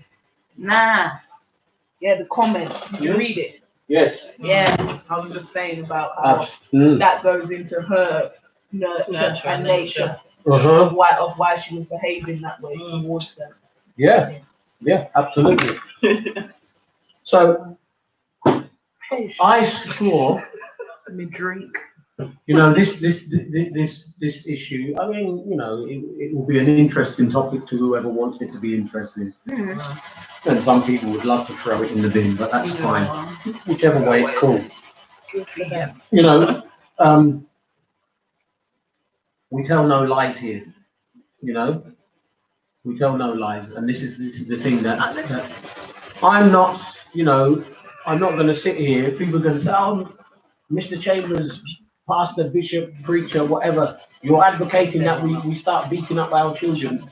I know I'm not really telling you that. But at the same time, I'm not telling you not. Yeah. And They need a little something. Yes. they are my children, and they're not dead. This is what I keep And I saying. don't think they hate me. No. Well, Okay? we're here, aren't we? You know, and anybody can ask them, did I withhold the rod and spoil the child? Nay, No. is the answer. I already said there was many times Maybe a I little bit needed for the them. boy. And I do want to say this because I told you I speak plainly and openly and I'm real. My son Zakai, who is in prison right now, if he got 1 or 2 more licks in his skin Yes. the way that he was supposed It's to, true. I personally believe that he wouldn't be there now. And let me tell you, it is not me that wouldn't bring it, but when I've gone, because remember I told you his mother and I were divorced. When I've gone to give him some straightening, his mother is hiding him. Right? His mother is hiding him. And I'm telling you that it really, really makes a difference. Thank you, Leakum. Yeah, thank you. His mother hid him. So we actually could not, I could not do what I needed to do in the way that I wanted to. So unfortunately, it gave him a little bit of, how would my mum used to have a way she put it. She used to say, you fly fast until you fly and past your nest. Yeah, that's how she used to put it. And that was how he was. He was flying past his nest. Yeah. You see? And I can tell you categorically, you are joking if you're going to withhold your hand and believe that society will withhold their hand. Yeah, they will not. Nothing. There will be even more. I have watched, let me tell you, I have watched prison officers.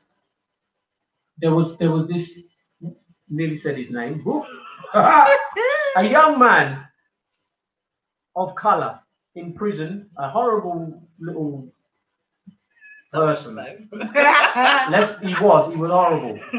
I've seen prison officers restrain that guy and they've bounced his head on every concrete step coming down. All the way down.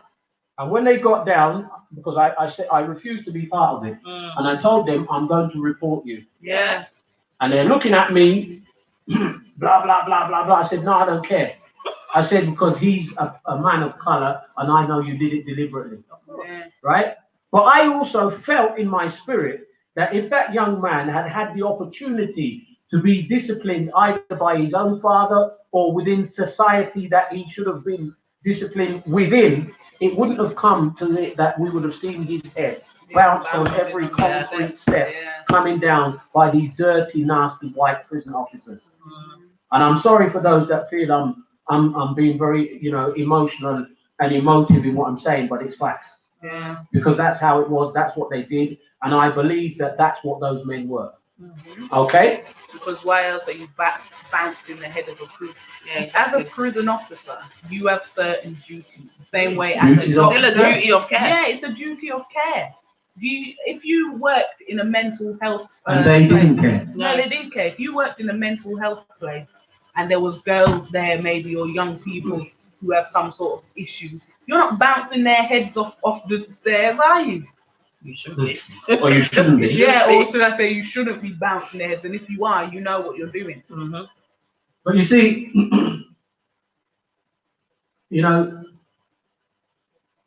sometimes we don't understand, and so we miss. Absolutely, it is true. It is true, Trevor, it is true. Some of them, that's what they needed. And that's why then it ends up happening in the prison where it shouldn't happen. Yeah. Because we didn't want them there. But people need to wake up and realize that they have set up that place for them to go. I did a postgraduate diploma in criminology, and I wrote my dissertation on the differences in treatment of black prisoners under punishment and white prisoners under punishment. And when I say under punishment, I'm not talking about the fact that they're in prison, because they're in prison already. But when they commit crimes or do certain things within the prison environment, they're placed on governor's report and then they are punished. And some of them can be put into segregation. They can lose money, from the ones who are working and getting a wage. They can lose privileges. They can be segregated. They can have extra days added. They can have extra days added to their sentence. And at least in the time when I worked within the prison service, it was an absolute fact that all black prisoners were treated far worse than the white ones for exactly the same crimes. And that was a fact. Their treatment was very different. So we've got to understand, and this is why, all those people who like thinking, well, do we need, to talk about such things, etc. We do. And I'll keep on pushing the boat for people to understand. Yes, it is, in fact, it's true, it is the whole legal system in general where the treatment is different. The way in which they're treated from day one, from the beginning, is very, very different. And the thing is that one of the issues for us, I don't know, I will ask you to, because you're here with me. So you tell me what you think. And you already know how I think about this. But you see, would you say that there is a difference in reporting crime in black and white communities? Oh yeah, definitely. Go on. 100%. 100, mate. Yeah, 100%, definitely. Because I think the only time it might not have an effect, like, a difference, is depending on the area or once again, the nature of the people in that certain area. Because, you go... Which is an environmental thing Yeah, again. an environmental thing, yeah. Because one example I can give you is when I was with... where did we live now? Cross Gates, right? We lived in Cross Gates, which, if you know Leeds, then you know it's predominantly white area. There's not even... So you think that's worse than where you are now? Cross Gates is worse than Holland? Yeah, it is. Because in Holton Moor, it might be predominantly white, but they're actually more accepting because maybe they're not so... The class of people. Yeah. That's what it is, isn't it? Because Cross Gates is a lot more middle class people. Yeah. Do you know what I mean? Not working class as such. Whereas Holton Moor is more working class people. So exactly. So, and the lady that we lived next door to, we had two neighbours, right? We had one on this side that we were joined to because it was a semi-detached house. So we had one on this side that we were joined to. They had one son that was around about my age that I am now. Because this was only when I was like 9, 10, when we lived at that house, something around that age, isn't it? And her son was not always there because I'm guessing he must have been at university in the time. He was going away, coming back. So it was just her and her husband. And they were quite old, so they had this one child, quite old. Then the other side was a younger couple, like in about their 30s, and they didn't have any children yet, and they weren't attached, and they just did their own thing. Now this woman, who we was attached to, listen, she was the most miserable, horrible woman that we have ever lived next to, that I've ever known, and that's why I can't ever forget her. Yeah, she was quite old. Definitely looking to the older one. Yeah. And she used to...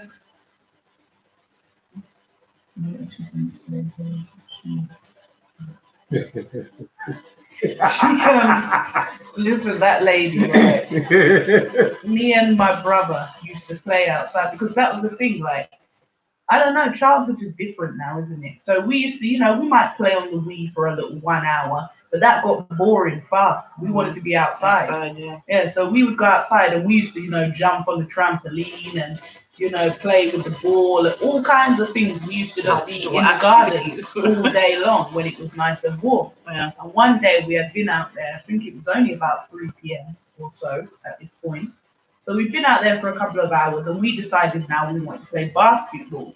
So we were bouncing the ball and, we like, what's the word? Yeah, we were dribbling the ball around on the little patio area. Now the woman has come out, imagine, and said, we are bouncing the ball too loud.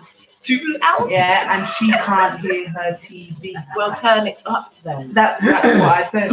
I said, oh, so turn up the TV then. Then she said, and went back inside. then we carried on playing, and mum, we had a dining room slash playroom, and we had the front room. Yeah, so mum, you know, mum, she's always in her little posh front room. section. Yeah, her own area watching her TV. The woman went to the front or something like, because mum then came and told us to stop. The woman told her, oh, she can't hear her TV. Yeah, but what volume have you got your TV on? Number 5 or something, because what rubbish are you chatting? Yeah, because the And- ball, Yeah, bouncing off the the ball. ball is really over the sound of the TV. Listen, this was the first time. He said Karen and Kevin in action. Very good. Exactly. And she carried on. That's the worst thing. She carried on with it. Then it was, oh, we're screaming and too much in the garden, and she can't even enjoy You know her why? garden. Because you can't enjoy yourself. No, them that's what people it who was. have that Yeah, spirit, you cannot enjoy No. yourself. Any enjoyment, laughter, joy, she's You're not hating allowed. it. Yeah. Yeah, so then, oh, then It it was, bothers oh, them we're not really allowed to deeply go out for in the some garden reason. because she can't even enjoy herself in the garden because we're making so much noise and causing so much, you know, distress and whatever. Mhm. So, because she kept doing these things, right? And this actually goes back to the original point Mhm. of, you know, how to handle your children. Mm, So because she kept doing these things, this was just getting me and my brother vexed. of course. Yeah, and we were quite mischievous at that point. So we then decided, nah, we have to get this woman back because she's doing too much now. In it. Yeah, and we need to show her that she needs to shush. So then I don't know how we came up with the plan, but we then decided we're gonna get tissue paper from the toilet, wet it up a bit, and flap it up onto her conservatory roof. And when I mean we plastered that thing like nothing else, and we were laughing hard, couldn't even do the. It was like as soon as we started, we were in hysterics. So we couldn't stop laughing. Once that first one goes, Yeah. And I said to him, I said, just don't say anything to mum. I said, just act natural. Just act, you don't know what she's on about. Yeah. So then mum comes obviously zooming up. Came, I think this was about like an hour later, came busting through into the bedroom and said, oh, what have you done? What have you done? And then we were like, oh, well, she was being horrible to us. So, you know, that's why we did it. And then, of course, we got a beating because of what we had done. Oh, you got a beating. Yeah, we did. Listen, only when it was night time, then she was, listen, at night time, you couldn't even do a cough too loud. If you even cough too loud, she'd be busting in. What's going on? Why are you not asleep?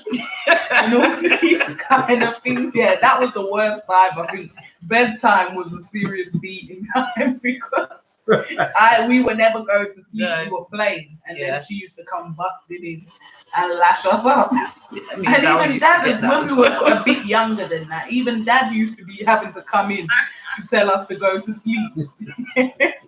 And we didn't care. So Yeah. imagine, you see already the environment that we were in made our nature Yeah. like that we decided we wanted to take revenge on this because we've never done that to no other neighbors. You know? But it's true though. Oh, Lord. Yeah. Nature, nurture, people. Yeah.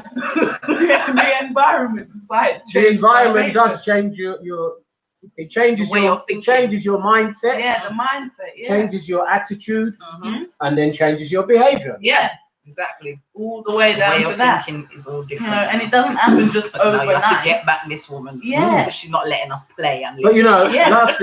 last thing that I want to really say is this, and this is, you know, the other day we spoke about the enabling mothers and absent fathers. We didn't push it too far Mm. because, again, like I said, some of these subjects will return to them maybe in a different way another time. But now, the last thing I want to say, because I'm looking at the time, we're trying to keep them. below 2 hours. Below 2 hours.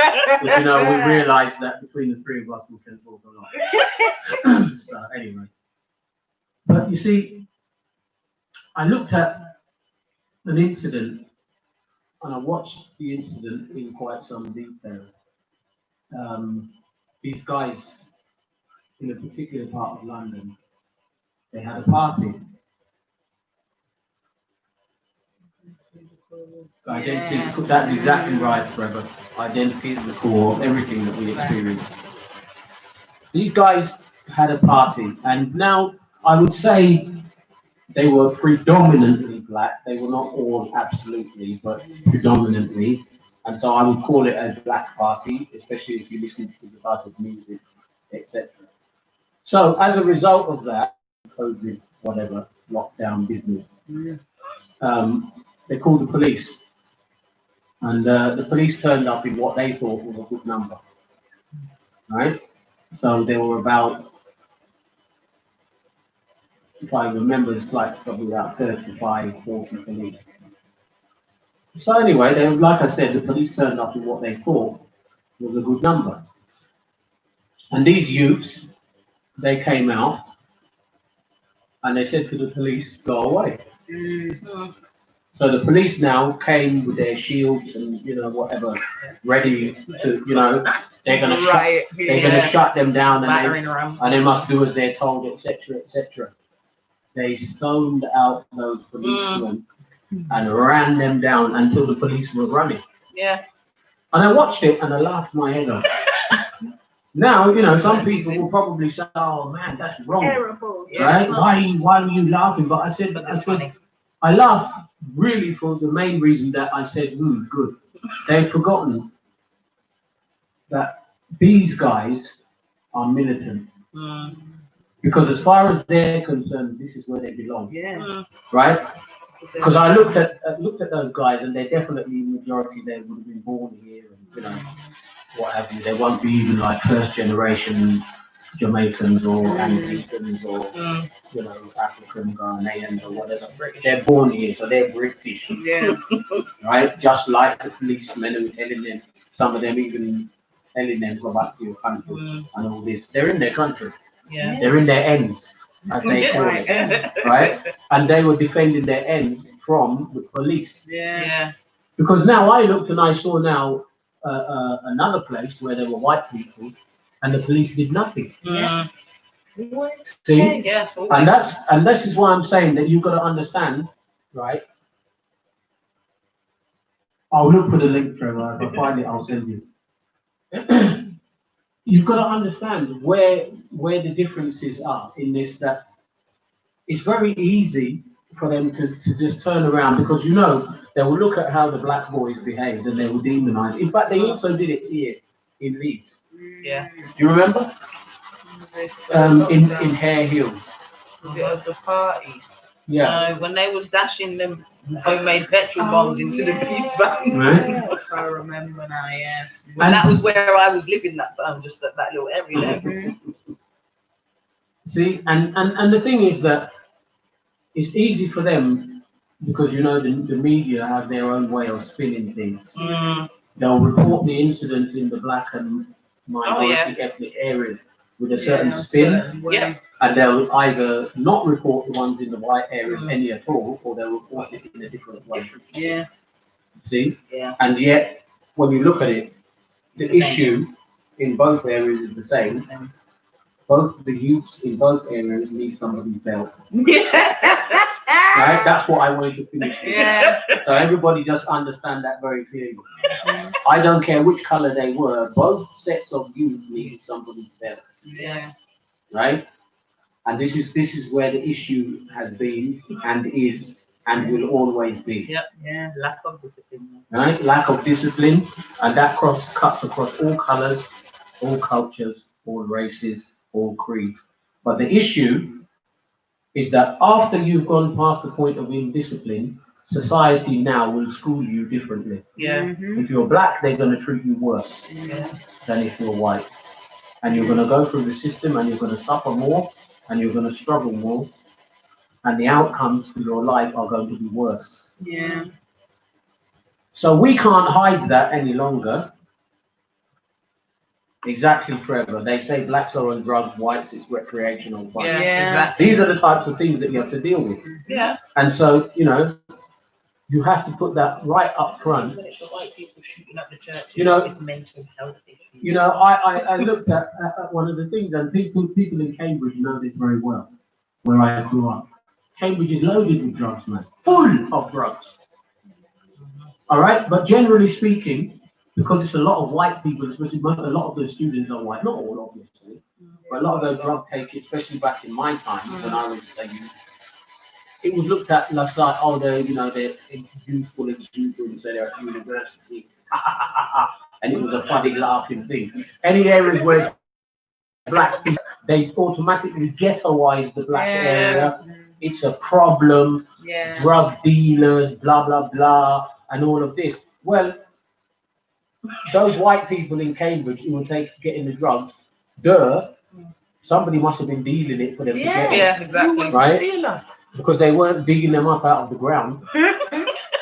You know, Yeah, exactly. yeah. Yeah. And then they One just group carry go on to with prison, their the other life. go to detox. These are all the things.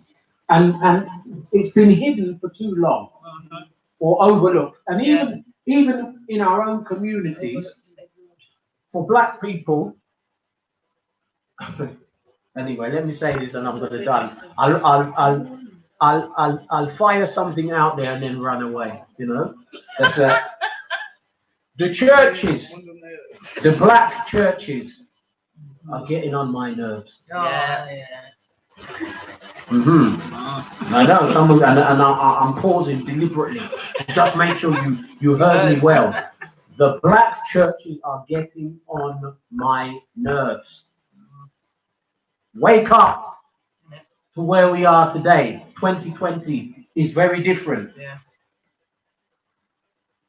2020 is very different. There's a lot of things that are going on in society to do with this spin of how they spin things. Then they go to certain Christian leaders or churches, the coconut ones I call them, who give them a foolishness answer about, oh, this is the response of the church, or this is what the church thinks, or they ask them, then, well, you know, these things are bad for our society, blah blah blah, and they don't pick the people, and also the churches themselves are running away from actually saying what they need to say about what's going on in society, and the fact that we are demonized from day one for the same thing, same crime, same type of crime. So it should be the same outcome, but it's not. Go and It's not. go and do a cross reference. Did you It's not. Hemingway and their notorious gang? Yes, because it's got black people in there. And that's all But, it is. but who put them there? No, exactly. That's The council. what I'm saying. They housed them there. But yet, if it was somewhere else, they wouldn't. It wouldn't they be wouldn't call them notorious notorious gangs. No. You see, and this is what I Same think. in America, isn't it? They Oh, put it yeah. in the area Yeah. and they Yeah. know it's The the project. ghetto, the project. And then that's where. But why do they call it the project? What project are they on? Right then. What's the project that Planned they're running? Parenthood is their The project. Planned Parenthood. Yeah. Yeah. What's that? Planned Parenthood with drugs and You guns see? and, and all the rest to break down the community. Yeah. So, exactly that. ladies and gentlemen, we thank you very much for joining us. We We've- just made We've said a lot. We're doing our best to stay under Just 2 hours. We've said a lot, and Trevor, thank you so much Yeah. for your input. It has really been useful, helpful. It's been a blessing to have you with us throughout the whole time. Nice to Leekam, have thank you very reaction. much. Yeah. Usually we kind of introduce where we're coming for the next week. And red line, yes, Oh God. yes. You see? You know what I want to look at next week. What is this now? What you giggling at now? Yeah, I'm just you know, I deliberately try to pick things that will provoke people. You know. It doesn't matter even if we don't get so many people watching it at this time. I know many people watch it They're watching later. their own They time. comment, they say whatever they want, but I want to provoke people to start looking and thinking. Yeah. And you know, what I want to look at is the agenda for Africa. That's what I want to look at next week. The agenda for Africa. Yes. Just 2021 thing. Oh, not even that, not even just that, the Just in agenda. general. We've got, remember, Winston, yeah, how you doing, man? We are in a situation, right, where number one thing, just so I can set the context then, if you like, we've got this so-called pandemic, which is a lie, We call it pandemic. right? People need to look behind that, Okay, bro. right, to see, and for those, Trevor's put there for you, Agenda 21, those who want, they go and have a look. Go and have a look, because here's the question. I've seen the question asked several times on Facebook, and I've deliberately not answered that question. People have asked, what in the world does Bill Gates have to do with this vaccine for COVID-19? What you got to do? People have asked the question, why is he commenting? Because he's Why funding are it. people speaking to him? It's more than that. Yeah. But that is Why is funding. he involved, etc., etc. And now, then they're looking also at then now, why are they busy wanting to go first to test in Yeah, Africa? exactly. I want us I to know talk that, about that because there are some obvious things that we must not overlook Yeah. where I those don't think things are people concerned. seeing it. No, I they're think not. people are not They're seeing not. what they need to see, the true agenda, the Bill Gates agenda, which he's been on for a very long time. Yes. And the reason why he is involved with this vaccine is a very specific reason. Mhm. And this is not only leveled at Christians, but particularly if you are a Christian or Bible believer, as it were, you need to wake up and you need to start looking and thinking about this very, very, very carefully. Because if not, you're going to get caught somewhere where you don't want to be caught. Yeah. On the wrong Right? side. So that's what I want us to talk about next week. Thank you very much. Absolutely. It's, you know, how and why. But already you should look at that and realise that it's dodgy. They wasn't giving black Yeah. people nothing first. So That's how what But come all of a sudden, we must get they the want to vaccine? test the vaccine, Yeah. and also We're more susceptible. Africans are the ones who are dying the least Yeah. Yeah, And it's exactly. of proven. COVID, and they want to bring the They wanna injection bring it there. there. That's why I keep saying to people, Ghana only had a 2-week lockdown. Yeah. Yeah, 2 weeks. And they ain't there. And then they've let it go. And not loads of people were dying. They ain't put back on the lockdown. No. Save it. Yeah, For I am next going week. to save it. Don't worry, because next week is going to be getting serious. Next week, Because I got a lot to say. there's a lot that we will say, and I'm already getting hot. thank you very much, everyone. God Yeah, bless, Thank you, everyone. and see you next week. Those of you who can join us. Yeah. Bye bye. Bye-bye.